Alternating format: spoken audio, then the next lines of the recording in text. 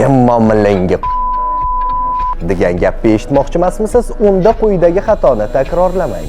Anaqa qilish kerakmi? Unaqa qaraymi? Holatida tomoqqa bosim berib gapiradigan bo'lsangiz, avtomatik ravishda tinglovchini o'zingizdan uzoqlashtirasiz.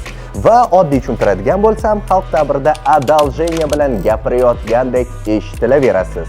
Undan ham yomon holat. Agar mana shunday gapirishda davom etadigan bo'lsangiz, sizni mashinakdek qabul qilishlari ham mumkin. Nimaga? Chunki har qanday gapni mana bunday gapirishingiz oqibatida har qanday gapingizni katta ikkilanish bilan qabul qiladi odamlar. Qanaqa to'g'rilashni o'rgatishim kerakmi endi? Buning uchun eng zo'r mashqni aytaman. Bir hafta davomida har kuni kamida 10 daqiqa takrorlaydigan bo'lsangiz, aniq bu muammodan qutulasiz.